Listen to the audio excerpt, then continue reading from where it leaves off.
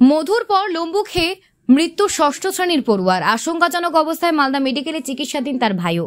বিষক্রিয়া থেকে ঘটনা ঘটেছে বলে অনুমান করছেন পরিবারের লোকজন। ঘটনাটি ঘটেছে দক্ষিণ দিনাজপুরের হরিরামপুর থানার ঘোষপাড়া এলাকায়। মৃত পড়ুয়ার নাম শুভঙ্কর ঘোষ, বয়স 12। মালদা মেডিকেল কলেজ অ্যান্ড হাসপাতালে চিকিৎসাধীন রয়েছে তার ভাই পবিত্র ঘোষ, বয়স 9। পরিবার সূত্রে জানা গিয়েছে, গত রবিবার দুপুরে বাড়ির পাশে মৌচাক ভেঙে মধু খায় দুই ভাই।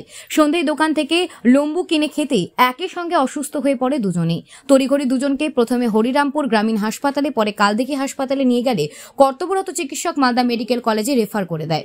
গতকাল রাতে মালদা মেডিকেলে চিকিৎসাধীন অবস্থায় মৃত্যু হয় শুভঙ্করের।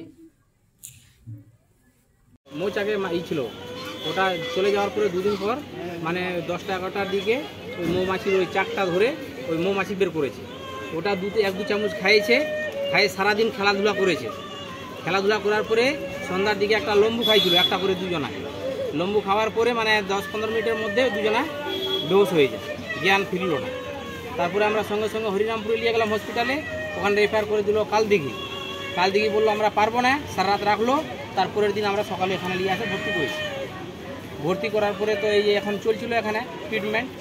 তো একজনা তো ঠিক সুস্থ আছে আর একজনা তো মারা গেল কালকে রাত 1টার দিকে, 12:30। আপনারা কি অনুমান করছেন কি হয়েছিল? অনুমান তো আমি কোনো কিছু বুঝতে পারছি না। আমরা কি করে করবো অনুমান? এখন কি দিয়ে সাইড করলো না করলো আমরা কিছুই বুঝতে পারছি না জিনিসটা। কোনো কিছু ডাক্তার কিছু বলেনি?